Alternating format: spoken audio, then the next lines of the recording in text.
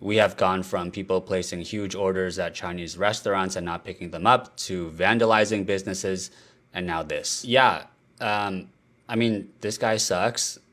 I don't really know what else to say. I feel like I'm going to repeat myself here, but we are not all the same. And I think that's important to say again because things seem to be devolving. Yes, there's a lot of anti-blackness within our community, and it is hard to fight that because we, Asians collectively, cannot even come together as a group. So now would be a good time because I got a lot of comments about this in my last video in this space about, oh, well, what black businesses do you support? Now would be a good time to clarify that we do support you guys. The biggest example would be during BLM with Breonna Taylor and George Floyd.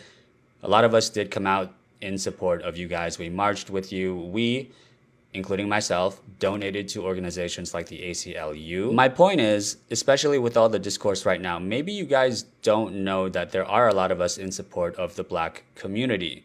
Maybe more than you think. Social media tends to be so polarizing and the negative news always rises to the top. Also, just because I did not make a video about the Rick Chow verdict does not mean that I am anti-black. There was a lot to digest there.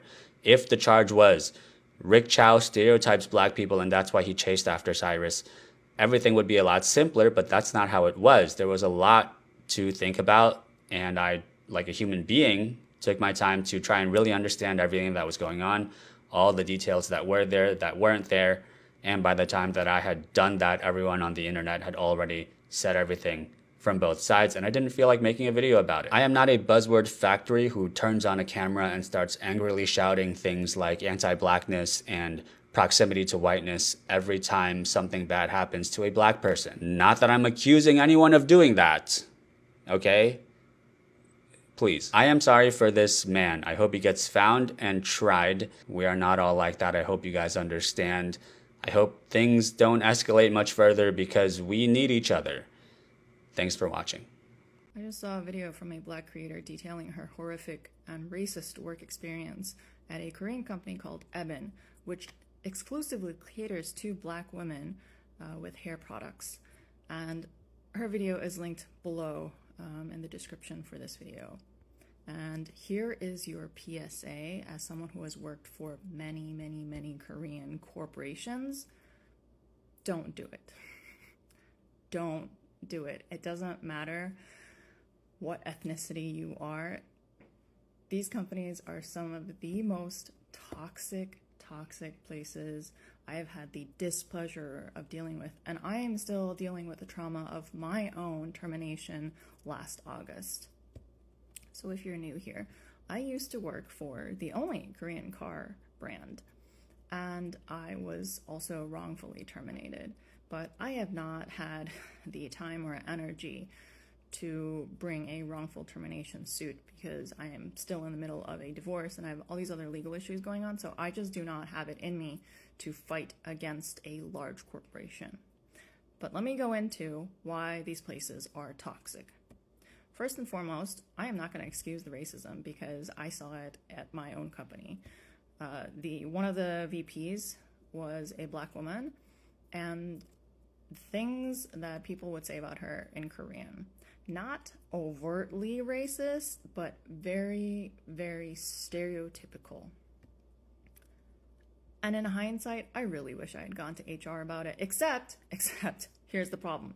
HR was also full of Koreans and or Korean Americans, Koreans in the diaspora, right?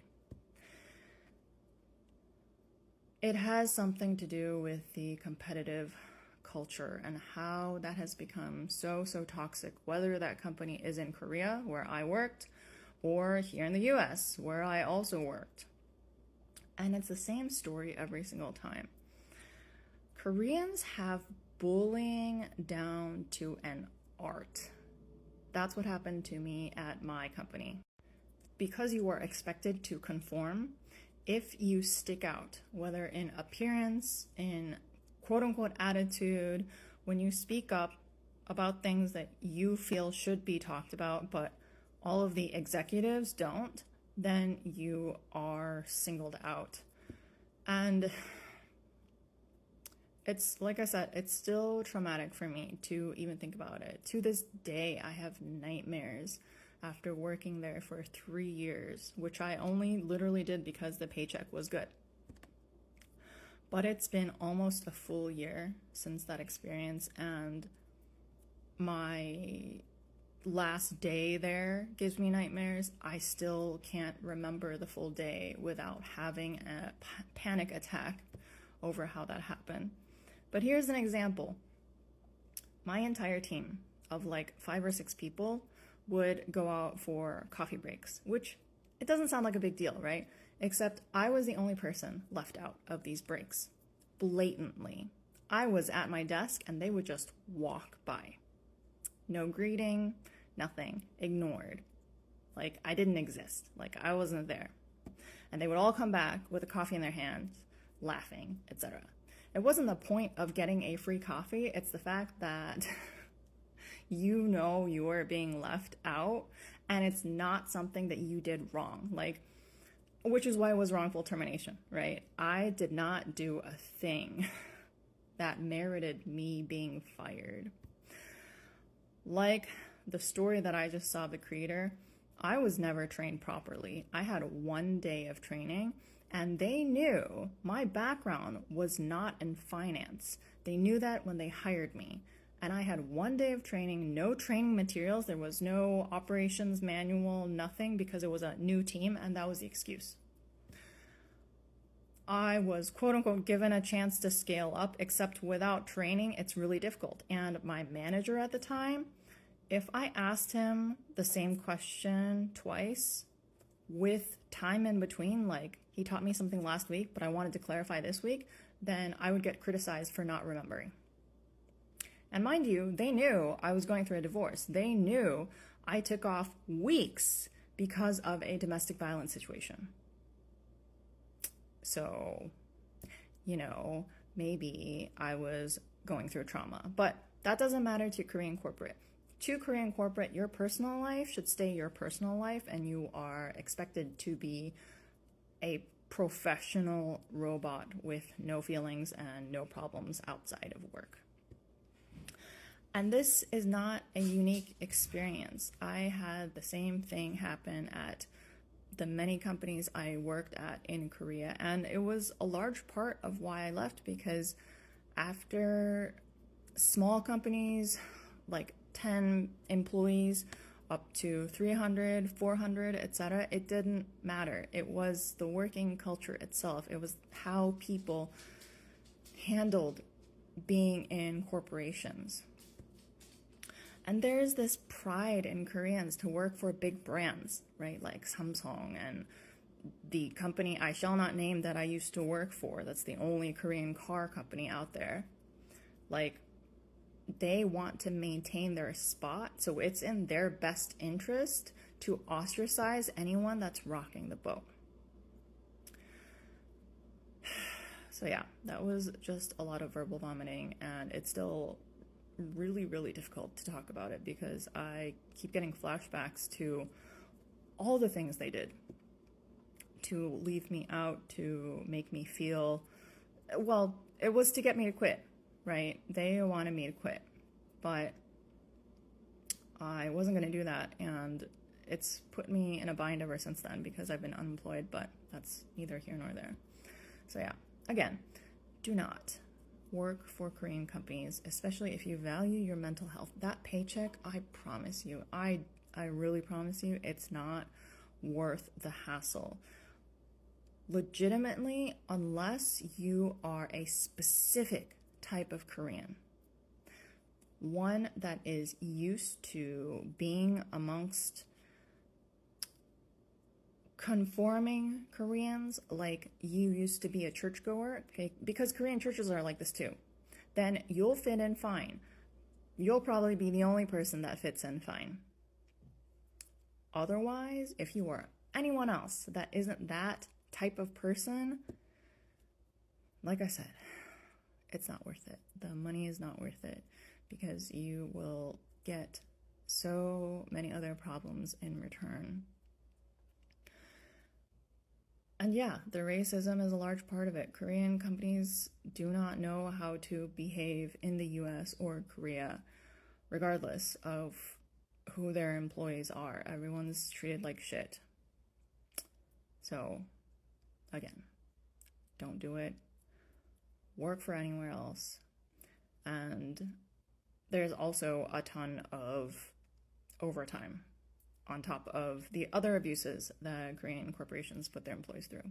So it really sucks to make this video and criticize yet another aspect of Korean culture, but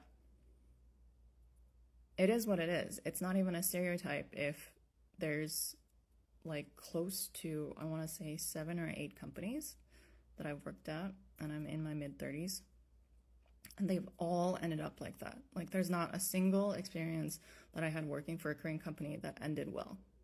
And I speak Korean, so I can only imagine what it's like to experience that as a non-Korean who doesn't speak Korean. Anyway, I guess happy Monday. Bye. To all you token minorities out there, you need to wake up before it haunts you. This is coming from a former token Asian myself. Quick little story time, you know the deal. In high school, there was this beautiful Asian girl in my class, and I was head over heels for her. But she made it loud and clear that she was only into white boys. But mind you, this was the norm back then. Like, back in the days, Asian guys got no love. And this, my friends, is where me running from my Korean culture begins. I started switching up my style, trying to dress like a white boy would. I started buying Vineyard Vines, Southern Tide, but buying it from the stores, this shit was expensive. So I started getting it secondhand from like Poshmark, eBay. If I had some big money for like my birthday or something, I hit like TJ Maxx. Did it work? Did she fall for me after I got this new white boy drip?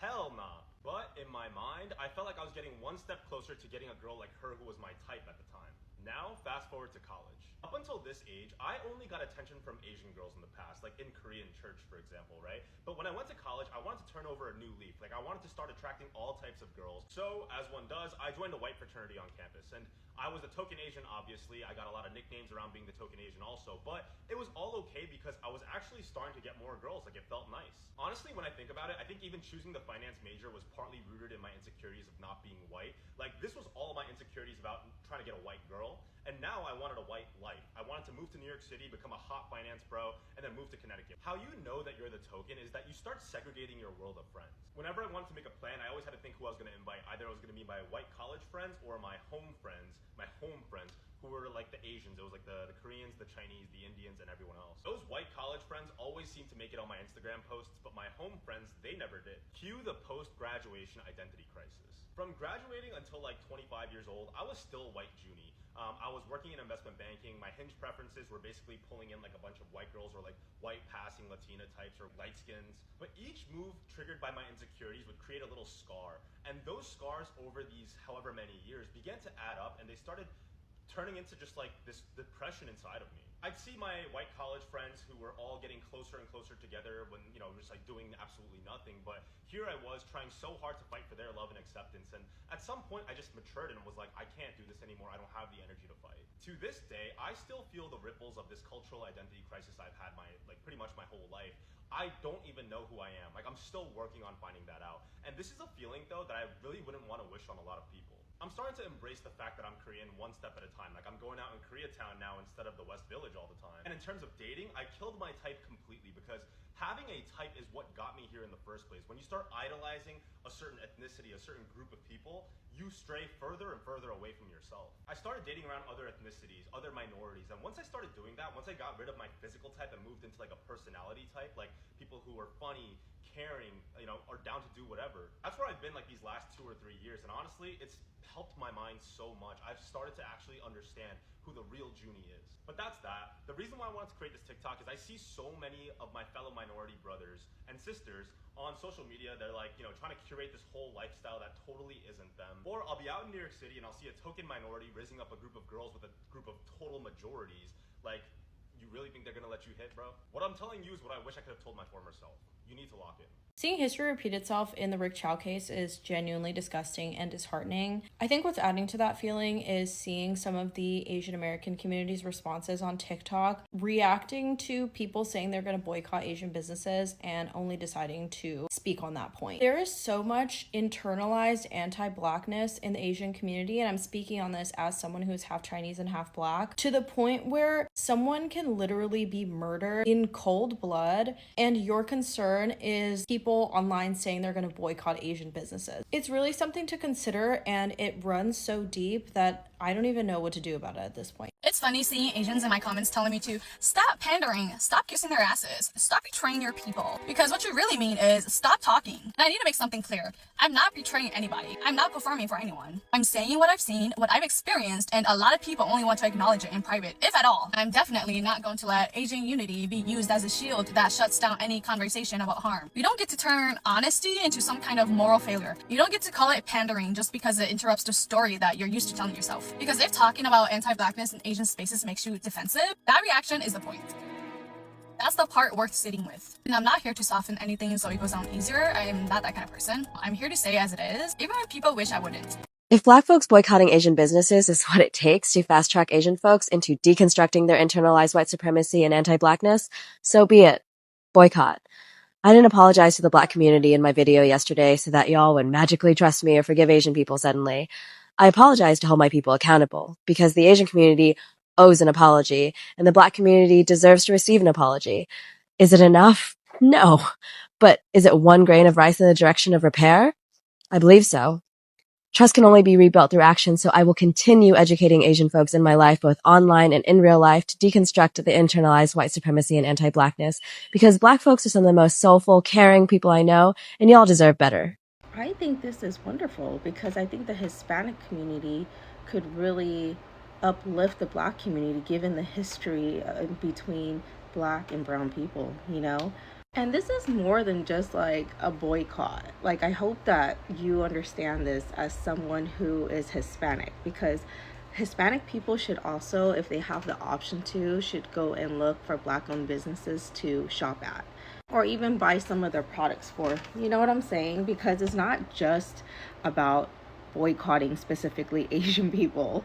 Like where I live at, it's predominantly an Hispanic area. So there's a lot of Hispanic business owners, stores, all that such, right? Even the schools are ran by a lot of people who are Hispanic. But given just even that, there are not a lot of Black people working with Hispanic people in these establishments. Like, everybody is staffed is primarily Hispanic. And I've talked to a lot of people in the Black community where they also feel that they don't have an interest in helping Black people. So, I mean, if you want to do that as a Latina and boycott, I mean, that's cool. I mean, I just personally feel that this should be something that as an empowering moment for all people of color to come together and to support their decision in a way where it's like they can use their money wherever they're at. So even if for me, like, I just found a Black-owned nail salon, and I'm actually really excited because I haven't gotten my nails and a pedicure done in a long time, because I don't like to go to Asian nail salons unless it's like a private nail tech, and even well, then I learned how to do my own nails already. And I just personally believe, like, if we all pour back into the Black community and helping them establish their own communities, their own businesses and such, and we see more of it, I think it will fix a lot of problems that are here in America as well. And to address some of the things that I've been seeing where people are saying that they're calling in and doing like fake orders to businesses and such, I don't know what's wrong with those people. And I don't know why people would choose to express hate in a situation like this, because I see this as like an empowering moment for the Black community, actually for everybody. But people who are calling in orders and not picking them up, and they're purposely trying to destroy businesses, that's like a whole different mindset. I don't know why people would do that. I think that's completely uncalled for. Like, fighting racism with racism never works. But yeah, I mean, like, if that's what you want to do and that's how you want to spend your money, I mean, that's cool. I think everybody has the right to spend their money however they want to.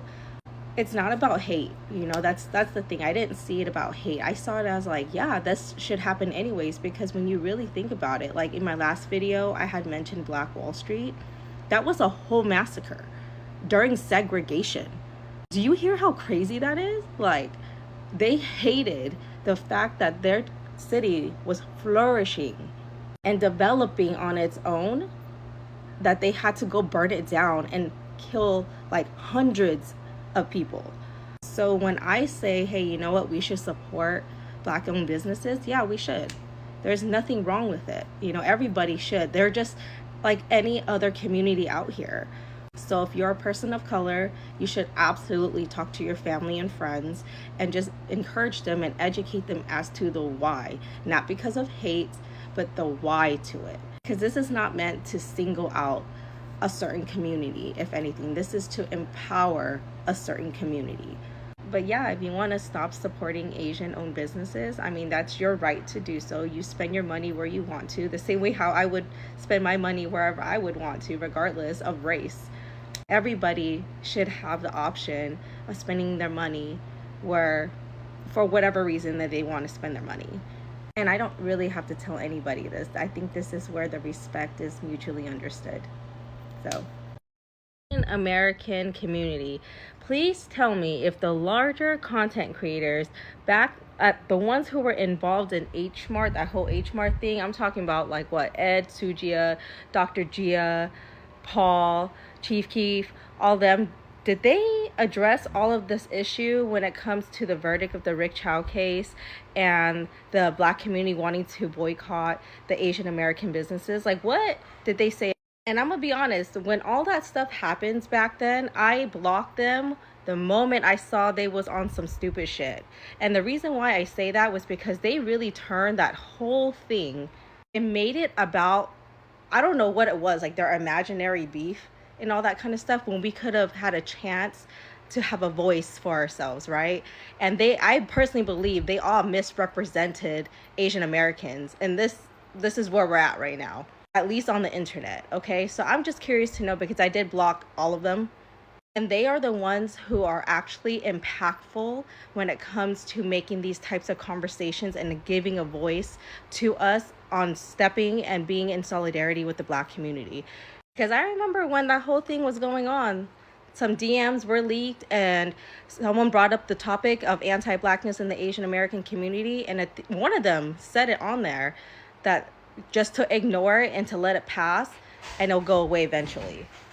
That always stuck with me ever since then. So I'm just curious to know, because we should not let that shit slide, if so. And I'm pretty sure I cannot be the only one who remembered that. So if we're really trying to make a change, our community needs to address those larger content creators and press them to pretty much say something about it. Because I've been seeing a lot of small content creators speaking on it, but we don't have that type of movement that we can have in comparison to their millions of followers. I'm just curious to know if they said anything. So I remember Chief Queef dropped like 50 videos during that time, like in a row. Like, I don't know how many there was. And I didn't watch all of it at all, but there was a bunch of videos back to back to back to back. Is it at the same pace this time? I'm just curious, because I feel like this was way more important than whatever beef that they had.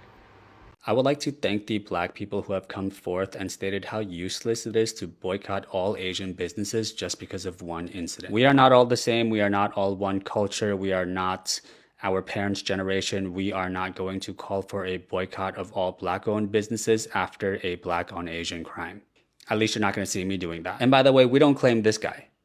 No, we need to be focused on other things. We need to come together, because I promise you it's a bit sus that this case received all this attention and went viral seemingly overnight. Back in 2023, when the incident happened, this was not on our radars. Now in 2026, when racial tension in this country is at an all-time high, now we hear about this all of a sudden. It's being covered by every single major news outlets who are run by the ones at the very, very top. Don't get me wrong, we should talk about these things. They are important.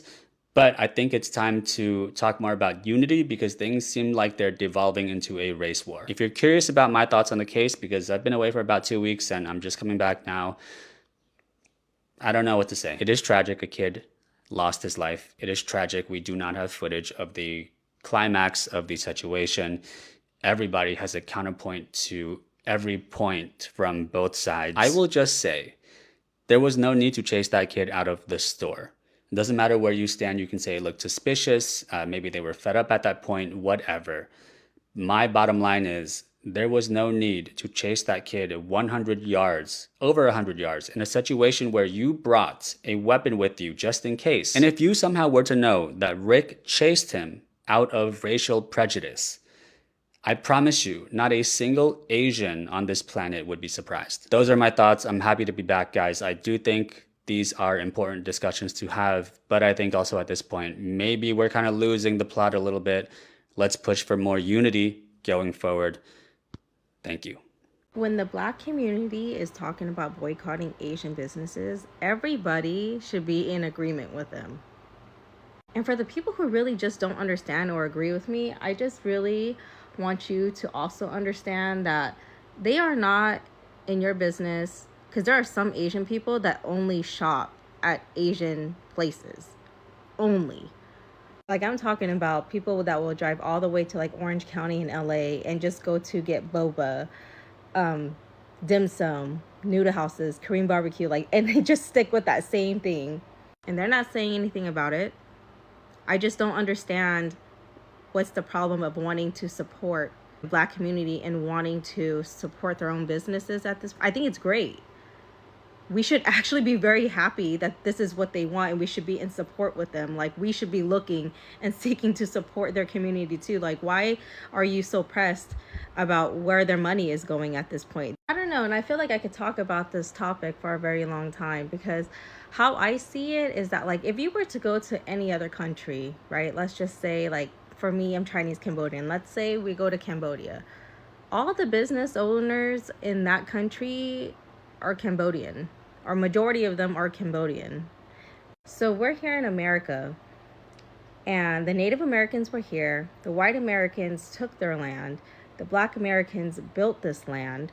The Black Americans doesn't have an established community, and like even in the same way that Asian people do. Is that not alarming?